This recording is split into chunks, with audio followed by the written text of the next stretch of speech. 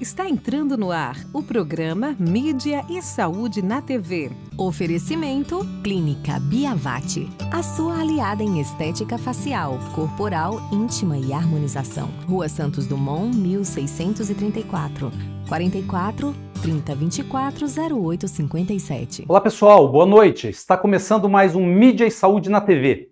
Eu sou Aldeir Rabelo e quero convidar você para ficar comigo até às 23 horas. Lembrando sempre que este momento é para compartilharmos as boas informações para a sua qualidade de vida. E no programa de hoje não será diferente. Vamos falar sobre as medidas mais importantes para combater a insônia e a obesidade entre os idosos. Sobre esses assuntos, eu converso daqui a pouquinho com o médico geriatra Adilson Silvestre. Não saia daí! Programa Mídia e Saúde na TV. O Laboratório Carlos Chagas, fundado em 1978, é referência em análises clínicas, com uma equipe altamente qualificada e tecnologia de ponta, atendimento humanizado e acolhedor. A honestidade e a ética são pilares fundamentais que guiam todas as suas ações. A busca incessante pela qualidade é o que move o Laboratório Carlos Chagas, proporcionando um cuidado integral e personalizado para cada paciente. Na RP Training, nós acreditamos que o exercício físico vai muito além do corpo, ele transforma vidas. Aqui, cada treino é planejado para ajudar você a alcançar saúde, disposição e bem-estar. Venha sentir essa energia em nosso estúdio. Marque já a sua aula experimental e descubra como é treinar em um lugar feito para você. Ligue 44 991 14 0529. RP Training, transformando vidas através do exercício físico. Pensando em alternativas para aqueles pais que não podem acompanhar seus filhos no pediatra em horários comerciais, a doutora Marielle Wolters implantou uma clínica com agendas à noite, finais de semana e feriados. Se precisar, estamos à sua disposição para melhor atender seus filhos. Clínica doutora Marielle Wolters. A motricidade orofacial é a especialidade da fonoaudiologia que trata os músculos da face e as dificuldades para mastigar, deglutir, respirar e falar em todas as idades, melhorando a saúde e a qualidade de vida. Auxilia na respiração oral, ronco e apneia do sono, na recuperação das cirurgias faciais, disfunções da ATM, paralisia facial e estética da face. Clínica de Motricidade Orofacial, doutora Silmara Regina Pavani Sovinski, 44 30 25 5565. Programa Mídia e Saúde na TV. Pessoal, já de volta aqui com Mídia e Saúde na TV e com o nosso entrevistado de hoje, o médico geriatra Adilson Silvestre. No primeiro bloco vamos falar sobre insônia, principalmente as medidas para combater essa desordem entre os idosos. Doutor Adilson, boa noite, seja bem-vindo mais uma vez ao Mídia e Saúde na TV, é sempre muito bom falar com você. Obrigado. Eu não estou nessa faixa etária que você atende, né? Mas é bom sempre prevenir, né? Claro, né? Deixar bem claro isso aí, que fica registrado, viu? Só na sua cabeça, né? Já começou a apimentar. Mas tudo bem, o importante é a boa informação, né, doutor? Independente da idade, eu acredito que por meio da boa informação a gente previne, adquire qualidade de vida e saúde de uma forma geral, né? É verdade. A gente tem que tirar essa ideia de que geriatria é a medicina do envelhecido, ela é a medicina do envelhecimento. Então, quando a gente começa a descer a ladeira aí aos 40 anos ali, a gente já pode, com certeza, passar com o geriatra, para a gente fazer um bom projeto do futuro da pessoa, né? Claro, e tudo que se faz previamente, no aspecto aí de evitar os problemas, com certeza, sempre mais importante, mais viável, né, doutor? Certeza. E nosso tema de hoje, esses dois temas muito importantes, insônia, né, uma desordem, insônia entre os idosos e obesidade, primeiro bloco vamos falar disso aí. Eu queria que você comentasse, doutor, existem fatores entre essa população aí idosa que podem, digamos assim, potencializar essa desordem? Com certeza. Até falo assim, uma frase que eu falo que é uma brincadeira, que é real, né? Estatisticamente, cientificamente, é quem não dorme caduca, né? Então, um dos fatores de risco, por exemplo, a demência de Alzheimer, é a insônia, um sono de má qualidade. Veja bem, Quando a gente está aqui conversando, vivendo a vida, resolvendo problemas da vida, a gente está sujando o nosso cérebro com metabólitos, são produtos que fazem o funcionamento do cérebro. O nosso cérebro, ele se limpa através das células do sistema linfático de noite no sono reparador. Então, muitos pensam que o cérebro ele desliga de noite. Não é verdade. No sono, ele consome mais energia do que durante o dia, se limpando das impurezas que ele produz durante o dia. Então, um sono ruim, uma insônia, ou alguns medicamentos, que eu acho que a gente vai entrar aqui também hoje, ele reduz essa capacidade do cérebro de autolimpeza, fazendo com que a gente aumente chances de doenças neurodegenerativas, como Alzheimer, Parkinson. Então, o contrário também é verdadeiro, ou seja, um sono reparador, um sono repousante, ele contribui para a qualidade de vida e para evitar isso aí. Agora, o que seria, doutor, na tua concepção e na tua experiência, o que seria um sono adequado nessa população né? Primeiramente, é o sono que você acorda bem, você acorda descansado. Isso aí é um dos parâmetros, né? Mas se for colocar em tempo, que é muito difícil, porque isso é muito individualizado, mas é acima de 7 horas, tá? Então você dormir constantemente, depois que você induz o sono, até você acordar, um sono médio de 7 horas. Então, eu falo o bruto e o líquido, né? O sono líquido e o bruto. O sono líquido de 7 horas vai ser um sono bruto de 8, porque você demora ali uns 20 minutos para pegar no sono, 30, às vezes um dia que você está preocupado com alguma coisa, talvez um pouco mais, e que isso também é uma condição que a gente pode falar hoje sobre preocupação, que é uma coisa que atrapalha o sono. Mas o sono de 8 horas, da momento que você escolhe dormir até o momento que você acorda. Por exemplo, uma pessoa que dorme 8 horas por noite, mas é um sono fragmentado. Ele dorme 3 horas e meia, acorda, fica meia hora acordado e dorme de novo. Existe comprometimento? Isso aí afeta ou não? Porque você falou de tempo e de qualidade, né? Sim, depende. Vai muito da capacidade, do jeito que ele acorda no outro dia de manhã. Acordou bem. O parâmetro é a maneira que ele acorda. Bem, isso. É que tem gente que acha que aí quando menos de 7 horas e mesmo assim acorda bem, já estatisticamente não é positivo. Então se dormir mais de 7 horas e acordar bem, pronto. Sem problemas. Certamente. O avançar da idade por si só é um fator que leva a problemas de insônia, essa desordem aí? Olha, sim e não. Deixa eu explicar uma coisa para você. Você tem filhos. Tem uma filha, certo? Filha. Então, legal. Então, assim, além de você se preocupa com ela também. Então, quanto maior a idade do paciente, mais prole ele tem. E mais é a preocupação. O que eu percebo no consultório, que a principal fonte das pessoas perderem sono é preocupação com filhos, netos. Então, a maior parte, tá? Então, sim, metabolicamente falando, o idoso dorme mais do que uma pessoa mais jovem. Tem uma capacidade de dormir melhor, tá? Uhum. Doenças específicas, determinadas doenças podem levar à insônia? Ansiedade é a principal, né? Então, o transtorno ansioso, que é a pessoa que ela não consegue frear os pensamentos, né? Ela não consegue dar aquele relaxo para dormir, induzir o sono. Então, com certeza é o principal fator de risco. O consumo de cafeína é muito comum, né? Eu tenho muito paciente que eu tenho que corrigir isso. Consome cafeína, 8 horas da noite, toma café. Isso não pode, tá? A cafeína ela tem que ser tomada até 2 horas da tarde, porque ela tem um tempo de vida de 8 horas funcionando no organismo. Então, se toma até as 2, até as 10 horas elimina do corpo, você consegue dormir mais adequadamente. Aí tem alguns pacientes, mas doutor, tomo café e continuo dormindo bem. Então, bem pode ser relativo. Às vezes você não está dando sono reparador, tá? Outra coisa que atrapalha veja bem, para prevenir Alzheimer, eu dou um remédio de próstata para o paciente. Às vezes o paciente pica o sono indo no banheiro de noite. Então ele tem uma próstata inchada, geralmente homens, né? Tem a próstata inchada e faz um sintoma que chama nictúria, que é ir mais de 2 vezes à noite no banheiro.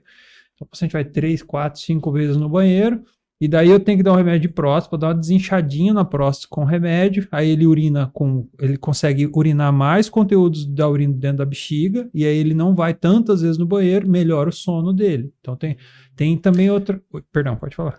Então, na verdade, aí é um fator fisiológico, né? Um problema fisiológico que levou que atrapalha a quebra desse sono. Outra coisa, a apneia obstrutiva do sono é uma doença muito subdiagnosticada.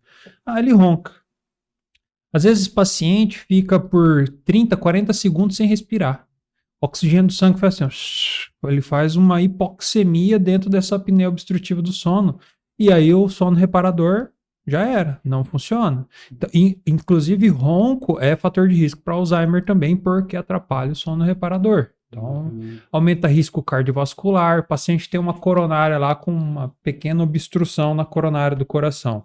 E ele faz uma apneia obstrutiva, aumenta a chance de risco cardiovascular. É uma doença extremamente grave que ninguém dá atenção, ou muito pouca gente dá atenção. Né? O paciente chegou na sua clínica reclamando de insônia, né?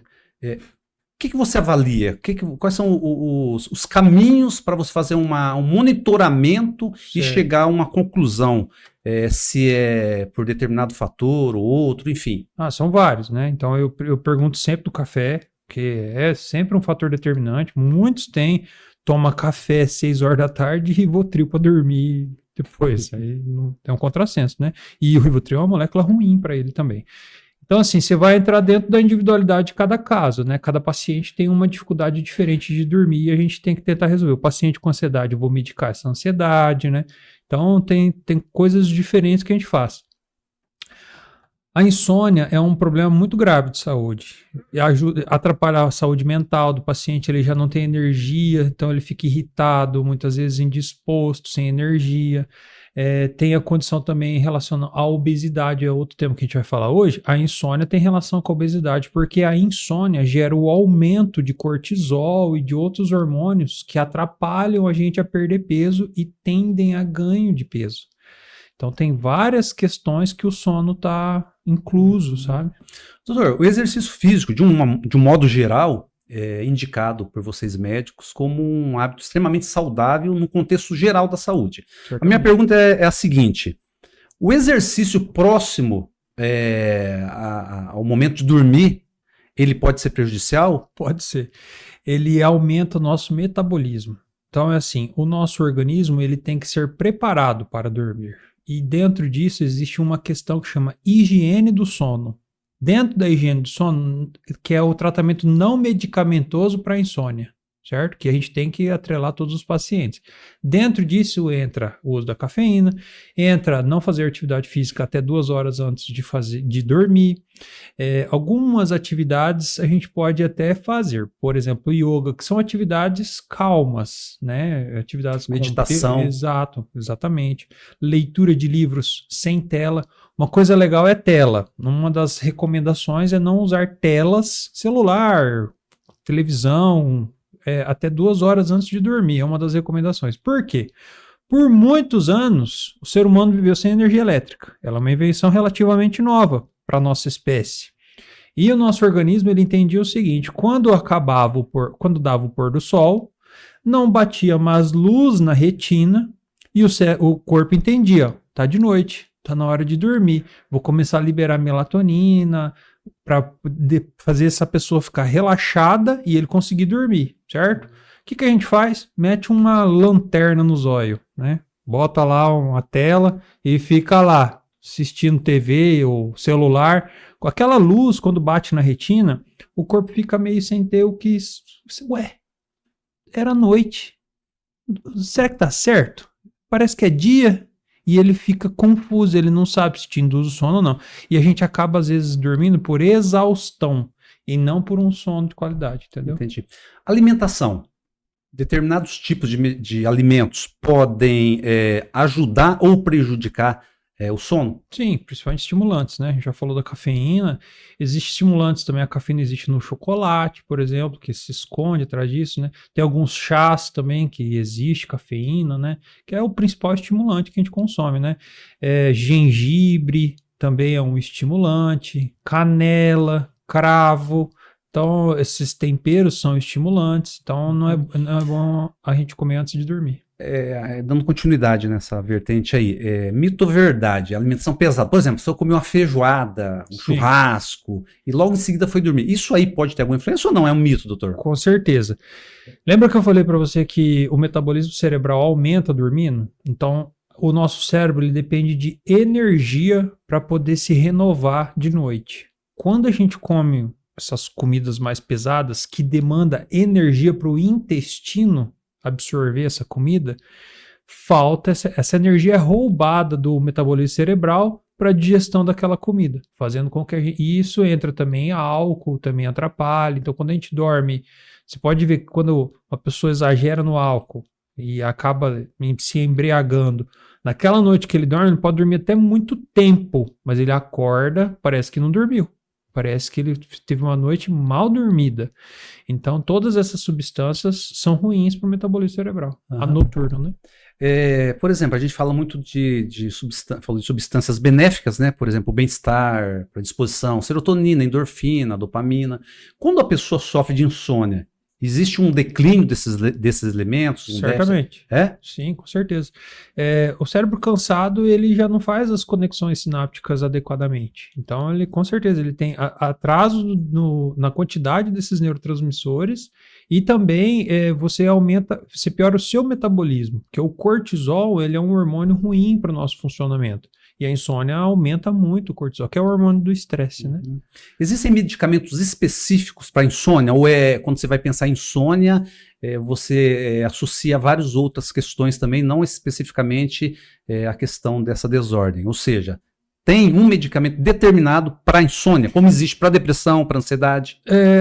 Existe alguns remédios que a gente usa, são os hipnóticos, mas não são a primeira linha de tratamento, porque eles não são livres de problemas. O melhor tratamento para insônia é a higiene do sono, é não precisar tomar remédio, é você melhorar seus hábitos, sempre é hábito a melhor escolha. Mas, quando o paciente não consegue aderir a isso, por N motivos, a gente tem como se fosse uma escadaria de remédios que a gente tem que seguir, que são as diretrizes. Então a gente começa geralmente por moléculas naturais, como melatonina, passiflora, que é do maracujá, valeriana, e vai aumentando. Então depois a gente passa para um trazodona, que já é molécula, medicamento mesmo, depois a gente vai... Existem as drogas E, que são o zolpidem, zolpiclona, que são moléculas que a gente usa para hipnotizar, são hipnóticos, que fazem o paciente induzir o sono, mas são moléculas que a longo prazo são associadas a doenças neurodegenerativas também. Então, é menos ruim do que insônia. Entendi. Se chegar nesse ponto de ter que escolher tomar uma droga ou um benzodiazepínico, que é Rivotril, Alprazolam, Lorazepam, Diazepam, eu sempre falo assim, não dormir, ou melhor, o remédio para dormir é um problema desse tamanho. Insônia é um problema desse tamanho. Então, assim, geralmente a gente resolve a insônia do paciente ou até desmama esses medicamentos sem chegar nesses tarja preta, geralmente, tá? São poucos pacientes que não respondem a nenhuma das outras opções anteriores. Mas tem paciente que a gente tem que medicar com essas drogas mais pesadas. Doutor, é uma prática muito comum de pessoas que sofrem de insônia, ou uma insônia crônica ou esporadicamente. Por exemplo, sentiu a insônia ali, vai, liga a televisão, pega o celular, contar carneirinho, enfim, técnicas que as pessoas utilizam, mas que isso aí pode prejudicar. O que você diria no sentido, nesse aspecto aí, a pessoa que teve a insônia lá no momento, e o que eu vou fazer agora? Ficar rolando na cama, aquele sofrimento intenso? Tem que entender por que ele rola na cama. Então, assim, é uma preocupação, então é uma ansiedade. Porque a preocupação e a ansiedade são interligados, né? Parecidos, isso. Então, é uma preocupação. Ou ele melhora a forma como ele lida com a preocupação, compreendendo que se preocupar muitas vezes não resolve o problema. Então, ou ele tem ou ele consegue usar de alguma virtude para poder entender melhor a si mesmo, ou a gente trata essa ansiedade, né, de outra forma, medicamentosamente falando, mas é preciso se compreender o porquê. A pessoa ela tem que fazer um autoconhecimento de entender por que ela se comporta dessa forma, para daí ela poder corrigir isso, entendeu? Agora, no seu dia a dia, doutor, é comum os idosos apresentar essa manifestação? Muito comum, com certeza. E é uma pergunta que eu faço ativamente, eu não espero a queixa do paciente, porque é tão comum que eles não acham que não é normal, eles acham que é normal. Então, eu que tenho que fazer a busca ativa. Então, no meu questionário, dentro da consulta geriátrica, eu faço a pergunta, como vai o sono? Aí ele fala, tô bem. Tá bem. E quanto o senhor dorme? Eu durmo umas 4 horas. Então, para ele... Tava bom 4 horas, mas não tá bom. A gente tem que melhorar isso. Então, a gente tem que fazer a busca ativa desse paciente. E tem muita gente que não dorme bem. Muita gente. Agora, para a gente encerrar esse primeiro bate-papo aqui, esse primeiro assunto, doutor, o que você diria para as pessoas, né? Os idosos que estão aí sofrendo, talvez seja chovendo molhado, mas enfim, eu acho que a boa informação de forma repetitiva é sempre benéfica, né? O que você diria para essas pessoas que estão aí padecendo desse transtorno que martiriza tanto, né? Sim, bom, há esperança. Até hoje, assim, graças a Deus, a gente não teve nenhum caso que a gente não conseguiu ajudar o paciente a dormir melhor. Tem a parte que o paciente tem que fazer e a parte que cabe a mim, que é a medicamentosa. Com certeza há esperança para todos que sofrem de insônia. Ou seja, não precisa adotar esse problema como uma sentença final, né? Não precisa normalizar. Não precisa, com certeza. Tá certo. Doutor, muito bom bate-papo, tá? Vamos fazer uma breve pausa aqui. Na sequência, vamos falar sobre obesidade. Combinado. Como pode ser amenizada, tratada, as consequências, causas, enfim. Tá bom? Vamos lá. Pessoal, uma breve pausa aqui para os nossos comerciais. Na sequência, vamos continuar conversando com o Dr. Adilson aqui sobre obesidade. Como tratar essa desordem, as causas e principalmente os recursos e tratamentos para esse problema. Não saia daí! Programa Mídia e Saúde na TV. Eco Maringá, clínica de imagem especializada em ultrassonografia vascular, ecocardiograma adulto, ecocardiograma infantil e ecocardiograma fetal. Eco Maringá, há 30 anos cuidando de você. Tradição e confiança na realização de ecodoppler color cardiovascular infantil e ecocardiograma fetal. Rua Luiz Gama, 500, Maringá, Paraná. Fone 44 3262 3455. Quem respira melhor, dorme melhor. Se você ronca, pode ser o início de uma doença grave, a apneia do sono. A Respirar Shop oferece um tratamento especializado com supervisão do fisioterapeuta Guilherme Munhoz, um especialista em tratar distúrbios do sono através do equipamento CPAP. Fale com a Respirar Shop pelo WhatsApp 98802-2334. Quando se pensa em comida saborosa, nutritiva, com qualidade, barata e variada, a melhor opção em Maringá é o restaurante Caçarola. Venha experimentar o mais delicioso cardápio num ambiente acolhedor e aconchegante. Agora, você pode contar com mais uma unidade no novo centro, próximo ao Shopping Avenida Center. Não esqueça, refeições e marmitex é no Caçarola. Avenida Tamandaré 279, fone 44 3301 8576, WhatsApp 44 998 12 5413. Você sabia que boa parte das tonturas, vertigens e desequilíbrios corporal pode ser tratada através da fisioterapia? Através de exercícios personalizados e individualizados ou algumas vezes através de manobras de reposicionamento de cristais que se deslocaram dos canais, o labirinto. Procure a fisioterapia especializada. Ellen Matsumoto Meneghetti, fisioterapia vestibular, 44 99923 0000. Na Galen, farmácia e manipulação, cuidamos de você de forma única. Nossos farmacêuticos, referências do setor magistral, preparam o seu medicamento de forma personalizada, atendendo às suas necessidades. Visite-nos e descubra uma nova abordagem para a sua saúde. Avenida Rio Branco, 55, Zona 4, Maringá. 44 3026 49 48. WhatsApp 44 99844 2229. Programa Mídia e Saúde na TV. Pessoal, já de volta aqui com Mídia e Saúde na TV, e nesse segundo bloco vamos falar sobre obesidade entre os idosos. Como tratar, como prevenir, enfim, várias informações importantes aí que o Dr. Adilson vai nos ajudar agora. Enfim, doutor, é bem isso. Forma de prevenir a obesidade. Quais seriam as medidas mais importantes aí entre os idosos? Legal. Eu acho que a principal ferramenta para a gente combater a obesidade, não só em idosos, porque a obesidade é uma doença de qualquer idade, né? Desde crianças a gente está vendo a obesidade infantil crescer. É a troca da alimentação compassiva, afetiva, pela alimentação consciente. O que seria isso? A alimentação afetiva? Exatamente. Interessante. A alimentação é ter um relacionamento com a comida. Eu amo chocolate. Esse sentimento que coloca na comida. Uma entendeu? relação passional. Total. Então, assim, deixa eu até contar uma coisa. Por que a gente se comporta do jeito que a gente se comporta? Até uma historinha, tá? Você me dá um tempo aí. Então, o ser humano está aqui há 300 mil anos, certo? E por muito tempo a gente foi caçador-coletor. Muito tempo. Então, a gente passava períodos de fome. Porque a gente comia ali a comida daquela região, acabava, tinha que ir para outra. E assim a gente sobreviveu como espécie por muito tempo. Sabe quem sobrevivia mais, tinha mais chance? Aquele que armazenava mais energia.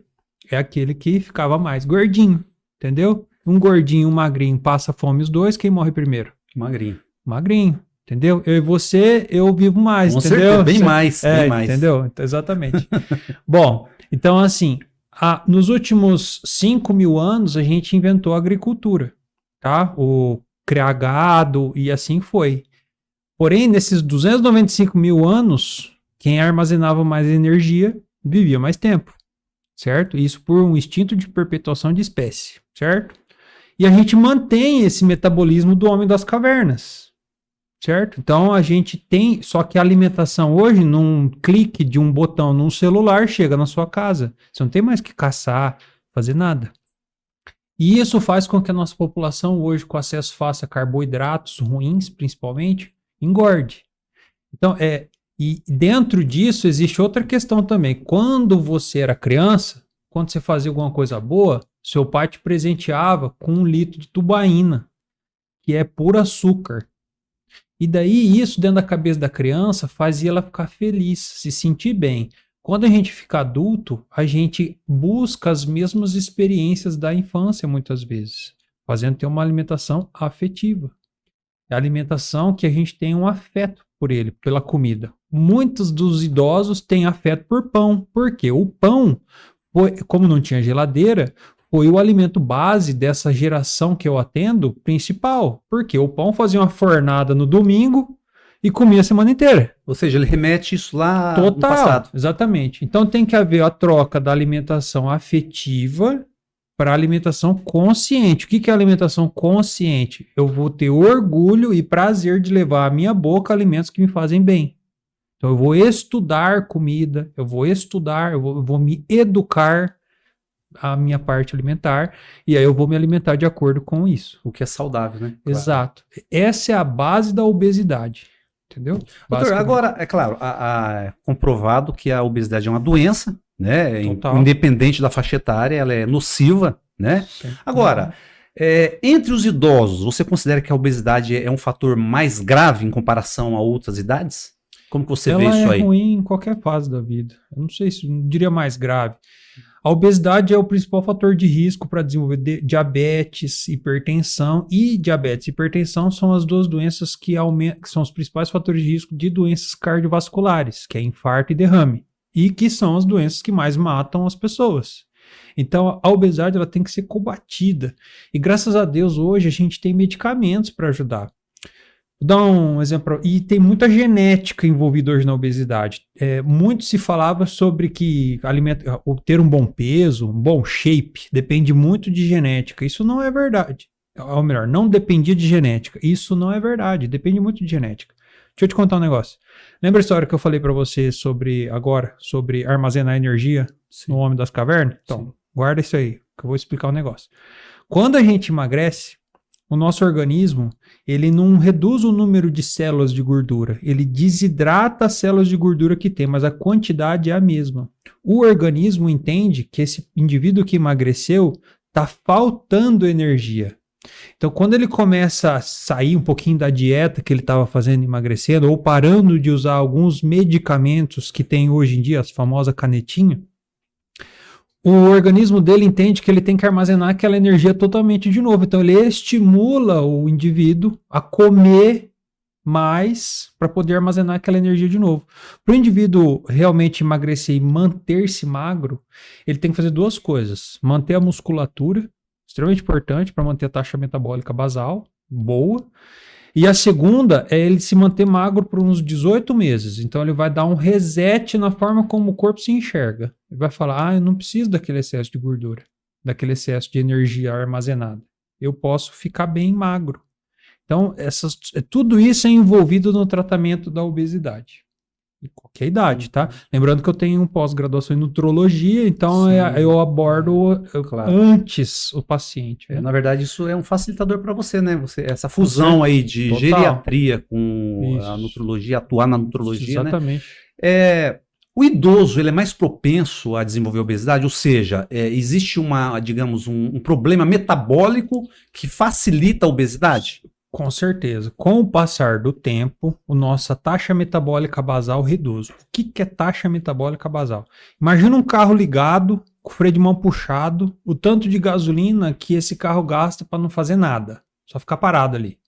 A gente tem uma coisa parecida, é taxa metabólica basal, que é o tanto de energia que a gente faz considerando que a gente ficasse o dia inteiro sentado, ou melhor, deitado, só para o coração bater, o rim filtrar, o corpo ter suas funções, certo? Então, a taxa metabólica basal é isso que manda ou demanda o emagrecimento depois de algum tempo. Então, o idoso tem uma taxa metabólica basal ruim, porque ele não tem tanto músculo, porque ele tem um metabolismo mais lento. A mulher, na menopausa, ela perde muito metabolismo. Então, ela tende a ganhar muito peso. A mulher pós-engravidar pode reduzir seu metabolismo. Então, por isso que muitas mulheres engordam, mesmo não se alimenta, achando que não se alimenta muito mal ou em excesso, engorda depois de ganhar uma criança, por exemplo. Entendi. Então, com certeza, com o passar dos janeiros, aumenta a chance da gente aumentar a balança. Você fez um comentário aí, bem repetitivo, né, pela sociedade médica de uma forma geral, as consequências decorrentes da obesidade. Você citou aí diabetes, hipertensão, problemas articulares, enfim. Agora, do ponto de vista psíquico, emocional, tentar até fazer um link lá com a insônia. Existe comprometimento, existem consequências da obesidade na questão psíquica e emocional? Com certeza. A obesidade é uma doença inflamatória. Ela inflama o nosso corpo. Tá? Então, ele faz com que ele não funcione adequadamente. Outra coisa que a obesidade faz. Imagina que a gente comeu 100 gramas de arroz. Um indivíduo não obeso, ele precisa que o pâncreas libere um número hipotético, tá? 100 unidades de insulina para baixar. Porque quando a gente começa a comer algum carboidrato, o arroz é salgado, mas quando absorve para o organismo, ele absorve em forma de açúcar. Ele aumenta a glicemia. Então vamos supor que comeu 100 gramas de arroz e o pâncreas precisa liberar 100 unidades num indivíduo normal para poder baixar esses 100 gramas, essa glicemia desses 100 gramas de arroz. O indivíduo idoso, ele tem uma coisa que chama resistência periférica à ação da insulina. Resistência periférica à ação da insulina, ou seja, há uma dificuldade da insulina agir, tendo que muitas vezes o pâncreas liberar 3 vezes, 4 vezes mais insulina do que um organismo eficiente necessitaria. Entende? Então, isso faz com que... E o que é isso? Insulina. A insulina, ela vai no sangue, tira o açúcar do sangue, levando também para o cérebro. Então, o paciente diabético ou o paciente hiperinsulinêmico, ele tem uma menor capacidade de absorver a energia dos alimentos. Então, ele começa a ter sintomas de depressão. Ficar apático, sem energia para fazer as coisas, a musculatura dele também fica ruim. Então, tudo isso atrapalha no paciente. As pessoas associam muito obesidade à quantidade alimentar. E, certo, de certa forma, deve proceder também. Mas não é só isso, verdade. né? Existem Sim. pessoas que não consomem em quantidade, mas que desenvolvem obesidade. Sim, na verdade, as pessoas... lembra a taxa metabólica basal? Um indivíduo, por exemplo, uma mulher, 60 anos, pós-menopausa, e ela acha que ela engorda sem comer tanto. O metabolismo dessa mulher é 1.000 calorias, 1.100, e ela não faz exercício. Você sabe o que é 1.100 calorias? É nada. Se você comer um pão de manhã com uma fruta e almoçar, já bateu os 1.000. O que ela comeu o resto do dia, ela vai engordar, entendeu? Então, às vezes as pessoas têm a falsa impressão que come pouco, porque ela não tem a noção do tanto que ela gasta. Falsa impressão. Isso. Então, a mulher com mais de 60 anos, para ela perder peso, ela tem que fazer exercício todos os dias. Ela tem que, artificialmente, através da atividade física, aumentar o metabolismo dela, senão ela não vai queimar as calorias necessárias. Engordar ou emagrecer é igual uma conta de banco. Se você pôr dinheiro, se você pôr mais do que você gasta, você vai acumular. E o contrário também. Se você gastar mais do que você põe, você vai perder. E assim por diante. Mas me explica aí, por que você falou a mulher com mais 60 anos? É específico a mulher e o Não, homem? também, mas é porque a mulher, a menopausada, ela tem um metabolismo entendi. muito ruim. O homem, ele tem um metabolismo por conta da testosterona, a gente vai parar de produzir testosterona em média a partir da 7ª década de vida, 70, 80 anos. Então o homem não tem a andropausa tão precocemente igual a mulher, com 50. Então a mulher sofre mais essa questão. E a mulher também tem um percentil de gordura maior do que o homem também. Então a mulher tem algumas, por conta dos hormonais e tudo mais. Todos os nossos bate-papos tem uma palavra que a gente sempre utilizou e com certeza acho que isso serve para todas as questões ligadas à saúde, ao bem-estar, equilíbrio. Certo. E daí falando de alimentação adequada, de obesidade, muitas pessoas às vezes são radicais, saem de um polo e vão para outro. Come excessivamente, de forma inadequada, daí extirpa tudo, aniquila a alimentação. A relação não é essa, né, doutor? A atitude saudável é talvez comer uma junção de alimentos, vários tipos de alimentos, de uma forma equilibrada, né? Talvez seja mais ou menos por aí o caminho para manter, digamos, o peso adequado, peso ideal. Sim, na verdade, eu acho que a palavra-chave é consciência. Porque o equilíbrio você não consegue atingir o equilíbrio alimentar sem consciência alimentar. Tá, então a consciência precede o equilíbrio. Total. Então você precisa se educar, conhecer, saber o que é comida, o que são comida, né? E também como é o seu corpo, como ele funciona e como você pode fazer para ajudar isso. Porque não são conceitos muito difíceis de se entender. Conceito de proteína, gordura, carboidrato, de taxa metabólica, como eu posso melhorar. Hoje a gente tem internet, o médico não é o detentor do conhecimento, a gente consegue acessar essas informações. Então a pessoa se conhecer, talvez passar um período com o nutricionista, trocando uma ideia, sabe? Passar um período, aprender. Usar o nutricionista não é para fazer um cardápio. Tem muita gente que vai no nutricionista e faz um cardápio. Depois só rever o cardápio. Aproveita o nutricionista para perguntar, você ser seu autocuidador, exatamente, entendeu? Se independer dessa condição de nutricionista. E aí sim eu acho que você consegue adquirir esse equilíbrio que você está falando. Aí sim. Agora, por conta própria, eu vou comer alguma coisa, o que faz bom, o que não faz. Isso aí é muito individualizado, sabe? Agora, na tua avaliação, o que é uma alimentação saudável? Ela reúne quais tipos de alimentos ou quais hábitos que você poderia considerar uma alimentação saudável e adequada? Certo. Cafés da manhã e cafés da tarde, se a gente conseguir comer mais proteína, então ovo, queijo branco, são proteínas saudáveis, porções de frutas, também é bastante interessante, depende da fruta também, a gente não pode exagerar um pouco na quantidade, porque é muito calórica. Almoço e janta, pratos coloridos são importantes porque a cor de cada vegetal tem nutrientes diferentes. Então, o que dá a cor também dá a diversidade de nutrientes. Então, arroz também não deixar de comer. Uma coisa muito importante para o paciente idoso, eles não comem carne, muitas vezes por dentição, por condição, porque carne é um alimento que não é tão barato. Então, mas eles não comem, então é importante. E se não comerem, a gente suplementar, whey protein, o que quer que seja. Mas basicamente isso, tá? Hidratação entra nessa condição também, muito importante, né? Para uma manutenção da saúde como um todo. Mas eu acho que é isso, assim, se for falar um geral. Entendi. Quando você fala carne, qualquer tipo de carne? A branca é melhor, com certeza. O nosso intestino é mais adaptado a comer carne branca e a carne vermelha está associado ao aumento do risco de câncer de intestino. Então, o consumo de mais de 3 porções por semana. Então, e a gente come, às vezes, muito mais do que isso, né? A fragmentação dos alimentos, doutor, ou melhor, fragmentação da alimentação, ou seja, você comer num curto espaço, num menor espaço de tempo. Isso aí ajuda a evitar a obesidade? Ou seja, tem pessoa que come de 4 em 4 horas, 5, daí o outro que come de 2 em 2 horas, 3 em 3 horas. Isso aí é um fator importante ou não? Tem muita discussão em relação a isso.